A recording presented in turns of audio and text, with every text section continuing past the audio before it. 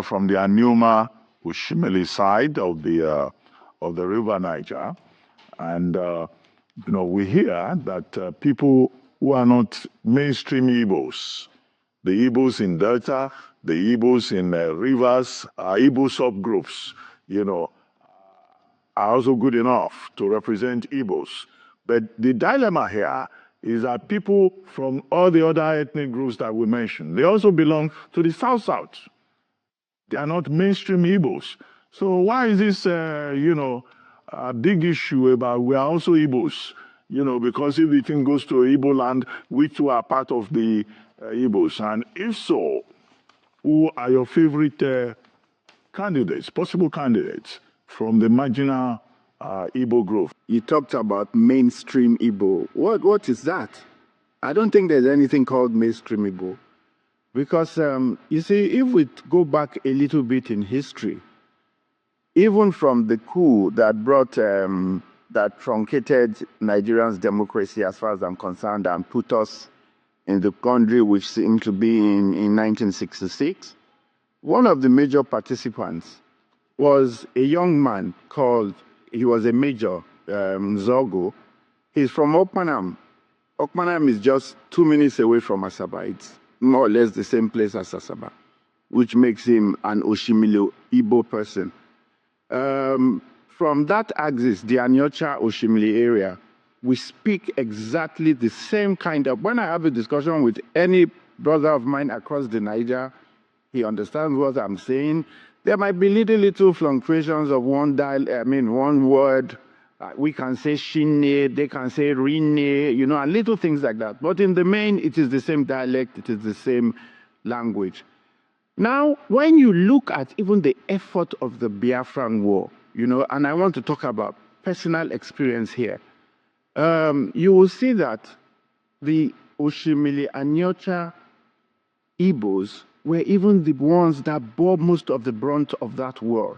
But in terms of course, the Asaba massacre is known to everybody. I don't think any town, either in the southeast or anywhere in Nigeria, suffered as much as the Asaba people did, with the kind of killings and the program that went on in Asaba on that fateful day.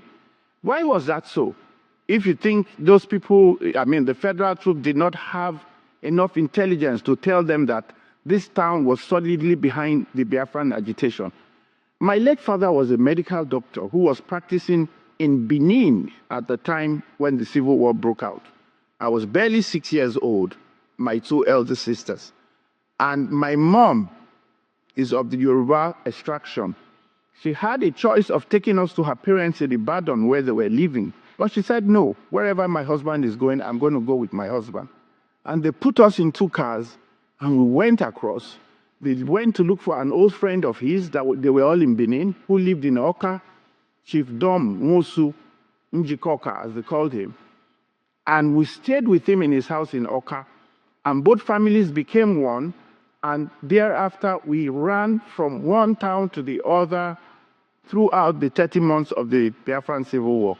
Obviously, if my father did not take us away, possibly I might not even have been here, because the children were killed, women were killed. There is no family in Asaba that did not suffer the loss of one person or the other, a man, woman, or child. Because don't forget, when those federal troops came to Asaba, the idea was that, oh, come and welcome the federal troops, they are here.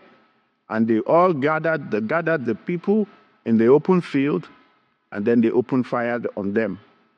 So whenever I hear this talk about Igbo presidency, and people are trying to say there is some subgroup of Igbo or there's mainstream Igbo, it doesn't resonate with me. Because, you see, the Anioma people, or rather the Oshimili Anyocha people, will always be shortchanged in Nigeria.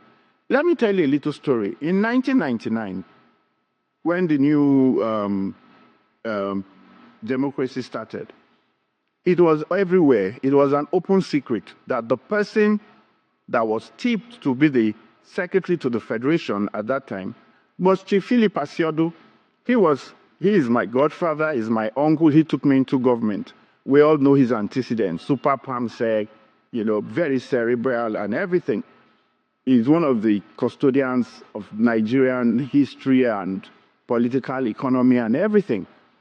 And he was supposed to be the secretary to the government of of Nigeria at that time.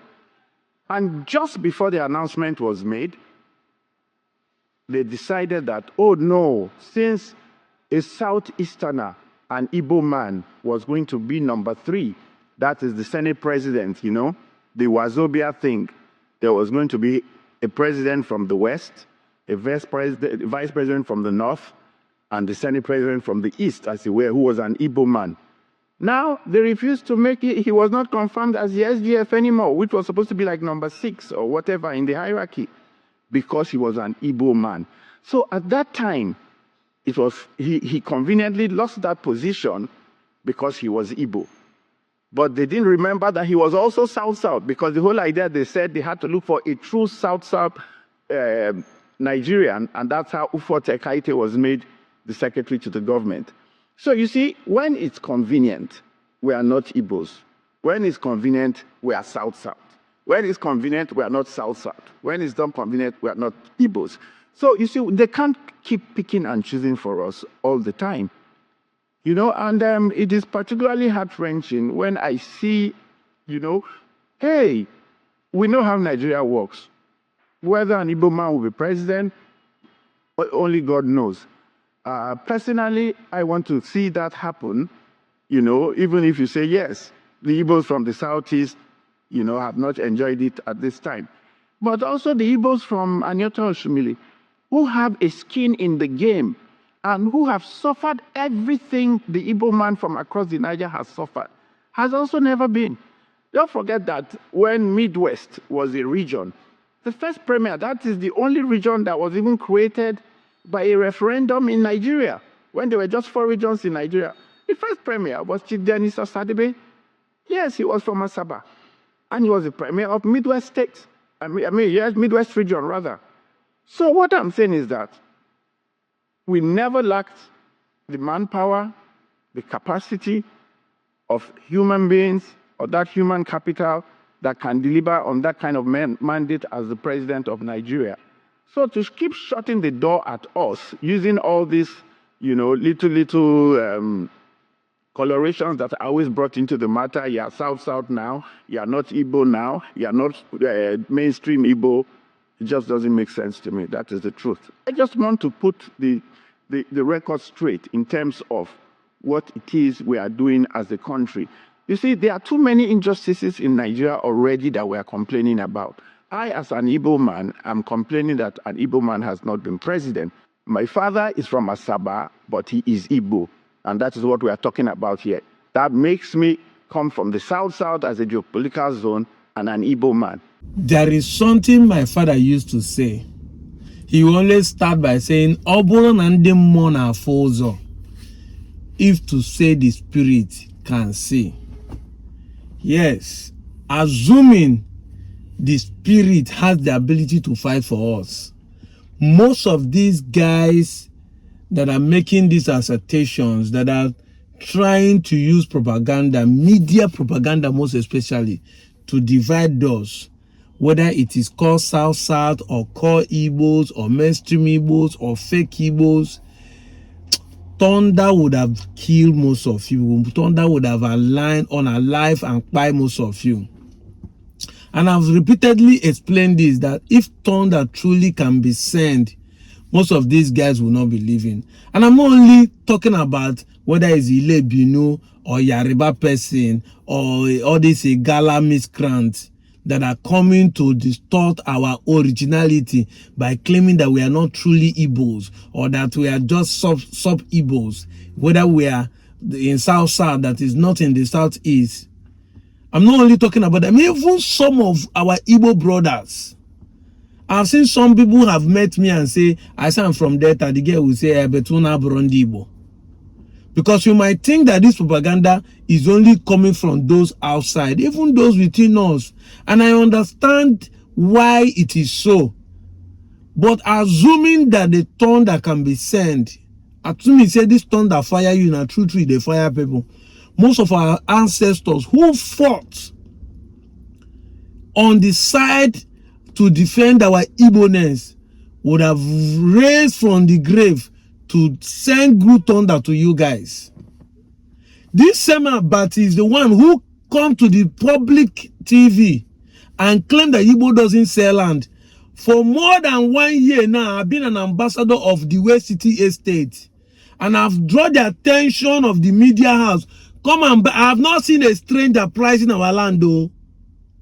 No stranger has, let's say, some people they claim say they sell land. This is why when they talk, say people they sell land. Make a use that. No stranger has priced our land. We have not seen Yoruba or Hausa person or even ordinary Urobo here or Bini say, let me use that price the land. Make I know whether they sell true to or a fake it be. We know they get money to buy land. Look at the issue of what happened in Ghana. Somebody with his hard-earned money bought a land, become a problem. But the ones that are claiming people's land without any purchase, without any bargain, with force and lie, are those ones they call good people. We that are using our money to buy land outside our own place are enemies.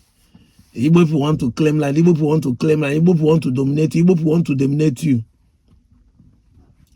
Thank God for this, my brother. By handling Abati, even though he was so calm dealing with him, if it's me, I will scream on top of it. What is mainstream Igbo? Is there mainstream Yoruba? Are there mainstream Fulani? Are there mainstream Ijo? Are there mainstream Igala? There's an Igala community in Anyoma today. Would we say that that one is not mainstream Igala because it's in Anyoma today? Or because it's in Delta?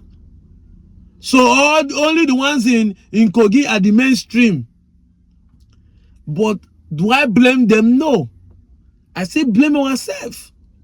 Because there are some Benin ambassadors among us who are making people see us like say we are not Igbo. You will interview somebody, we say, I'm a Delta man, I'm not an Igbo person. Like the River State I went to, you see some of them saying, I'm a Rivers man, I'm not Igbo. When did the state become your origin? Your origin that your forefathers fought for before the coming of the colonial masters. Suddenly, state that was created in the late 60s have become your origin. The SASA that was created in 1993 have become your origin. Children who doesn't understand history, who doesn't know their left and right. You heard what he was saying, that his father and his mother ran away from Benin. Benin, you are claiming your origin. If Benin is truly your ancestor, and you are the descendant, meaning grandfather and son, and grandpekin, why is your father running away from Benin? He didn't want to say everything there. Because Benin is not home. That is the truth. Nzeogwu is called an Igbo man. But today you call us fake Igbo. You killed 3 million of Igbos. You see what he was saying? Children were murdered in that war. Children. If the father did not run away to Oka with the mother and the children and his siblings, all of them would have died. We should call a spade a spade. He ran away across to Niger, to Oka, from one village to another village. Children were killed in Asaba. Did you hear him? They have to run from Benin. Came back home, run, cross over to Oka. And all these people were killed, and at the end of the day, you still want to separate us because you have an intention to limit us not to identify with Igbos. We know that Igbos are marginalized. Why are you scared that we are joining those that are marginalized? You should be happy. Yes, you treat us, you say Igbo cannot be president, Igbo cannot be this, because Igbos are this, Igbos are that. We say, okay, fine. These people are called the prostitutes, they are called drug pushers, they are called baby factory, they are called unity beggar, they are called beer fraud, they are called different names. We still say we want to be identified with them. Those ones that cannot amount to anything in Nigeria, those ones that are not born to rule, they are born to be beggars. We still want to join them. Why are you people still angry, trying to make us not to feel comfortable with our brothers? And I keep saying it. The rich among us identify as Igbo. It's the poor masses, so that they can easily brainwash. Look at how eloquent my brother is. He still know who he is. But if you see all those poor ones, they will come out and be shouting, I know say my name na Chukwuemeka, but I'm not Igbo. I know say my name na this and that, but I'm not Igbo. What an irony. What an ignorant man speaking. And this is why we are hosting that conference. Come August 29 and 30th in Opanam precisely. We are hosting it there. Igbo Zari Igbo. All the Igbos in anywhere we find ourselves in the 30th state of the country. We want to have different people to come and represent their people. Let's speak. Because Igbo Bu Ofu. Igbo Bu Ofu, there's one Igbo, there's no two types of Igbo. Igbo is Igbo. No one is superior, no one is inferior. And this has been the major problem. Some people that I've confronted recently, they feel like when they say they're Igbo, that means they're coming from the southeast. And that is a different topic for another different day. But it's a problem that we need to address. We can't constantly be doing like this. Nobody from the south come from the southeast. There's intermigrations. And that doesn't mean that once you say you're Igbo, you must come from southeast. This is the propaganda the media is using. If you hear them say, I don't have any problem if you're in Delta and you want Anyoma State. I don't have any problem if you're in Edo State and you want to join Anyoma State. But you must go back to southeast because the media has brainwashed people to believe that once you say you're Igbo, that means you migrated from southeast to come. You cannot be in south and be called Igbo. You must be a subgroup. That means you moved from southeast. Southeast is not the beginning of Igbo. We are even the main Igbo. If we want to have anything like main Igbo and mainstream Igbo and the sub-Igbos. Because Idu is another origin of Igbo. Idu land. The day we start dragging you, people will see the fact and evidence on the social media. Idu land. And Idu. Wanindi Igbo Kawu. And we are the Idu occupiers from a banker.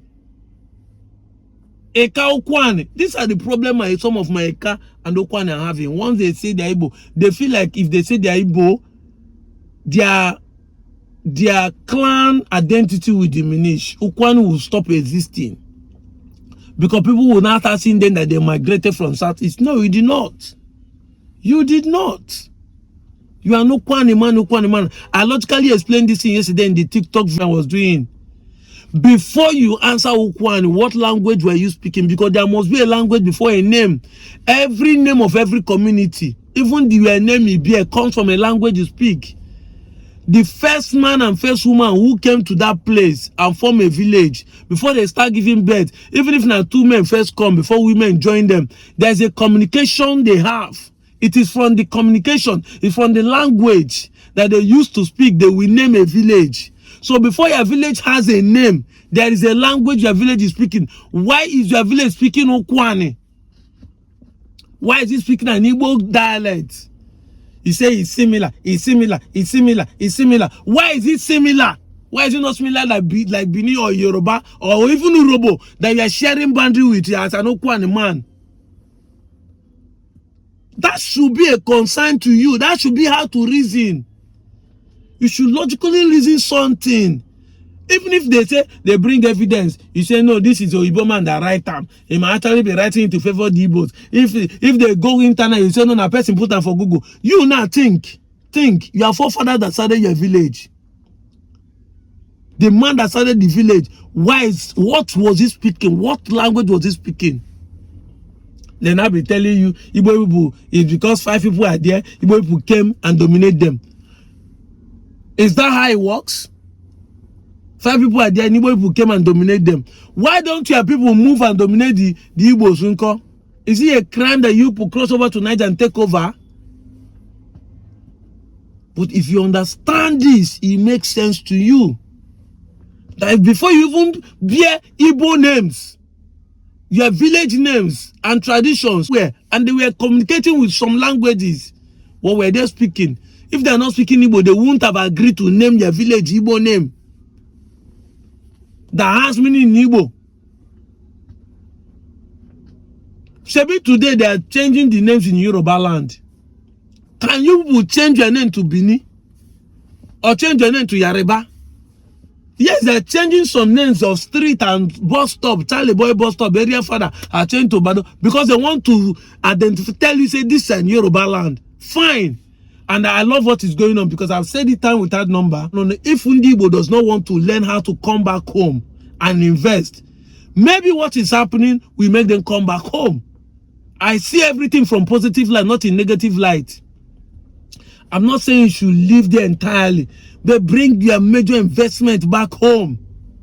That is the truth. Akuruno. It is what we have been shouting for. Let's develop our Igbo.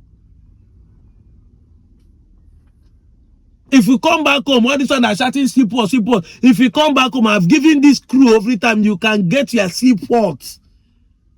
And you come on, who can play the politics. If you believe that that Nigeria cannot give you seaport, then you say you are not Igbo because you don't have the strength to fight for what you can get. Why should Nigeria suppress you for years? It's because we are not serious. Since we became serious for a normal state, are we not trying to achieve it? Just within 1 year. We are not ready yet. We are just giving excuse. I keep saying it. And I can tell you how you can go about it and get it. These are pure truths. We must always tell ourselves the truth.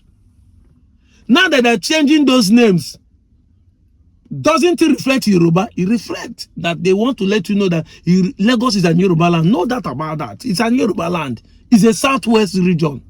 Whether you like it or not. But you, now that is claiming that you're not Igbo, whether you're from Eka, you're from Ikwere, can you change your name to a place you claim that is where your forefather came from?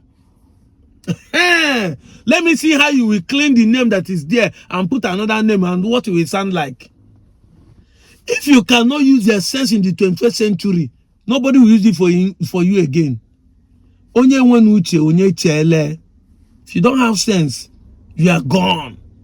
This is how to think. And that's why I said we want to host that conference so that we can tackle this issue. Igbo Bu Ofu. That is the theme of the conference. Igbo Zari Igbo Bu Ofu. And I want to use this opportunity to thank the industrial son of Alibo, Gaius Eze, Chairman CEO, Onije Motors. Hey! I tell you people, say this conference go dey wonderful. Men are already contributing. This man gave us his boss 6 Hummer buses with AC to convey people. So now, if you are preparing to come, get ready. Make yourself available in the locations we are going to put. There are going to be buses to convey you. Please, Emalo Gayo says Biko Kenelomia. Kenelum Gayo says Bitcoin Chief Bumado. Mado Kalaka. And there are some people who have donated money through my platform. Some people have asked me 500,000, 50,000. And please, I want to thank you. You know yourself. Mado Konobo. But we have not reached half. Please. And if you don't want to donate money, you can do like Mr. Gayo says. Tell us what you can donate for us. Is it drink? Is it food? You know, it's trade by barter. You can give us, and that is why I'm going to be promoting him here. You see the bosses here. We're going to be promoting your product. As we bring it, we're going to sample you. We use our platform to also sell you, talk about you, praise you. We're going to be putting you in the brochure. Remember, I talk after we're going to be designing brochure. You can take a one full page at 100,000, take half page at 50,000, take quarter page at 30,000. The brochure, we can write goodwill, put your picture, put whatever you want to, even if in a business you want to put in the brochure, bring it along. Contact or DM me. DM any of these contact I will put in the comment section. I'll put the account in the comment section so that you can donate to us. thank you all who have donated, and we expect more. Please let us not wait till the rush hour before you start donating. The earlier the better, so that we can plan, know how many contingency are coming and wherever they're coming from, how to mobilize and move them. The hotel where they will stay, we need to book their hotels. Because if we know before 2 weeks of the event how many people that are coming, we can book their hotels. We are going to camp them, feed them, to and fro. You see that the buses are already ready. 6 buses with their drivers will stand by with AC to take you to and fro. So when you are coming, it's already settled. Mr. Gayo says it. There are some people who have promised us money, but as time goes on, we'll keep unfolding them and keep telling you those who have done this, who have done that. If you want to support us through the media, whether it's newspaper, you see, like the way they did this billboard, and to support Anyoma State, we want to thank you all. The Igbo's Elder Council, whoever you are, please, God bless you. You are doing well for this Anyoma State agitation. We love you all. And I want to tell you, we, the Igbo Unification Movement, in association with Asobia, we make sure we are here to unite all Igbos.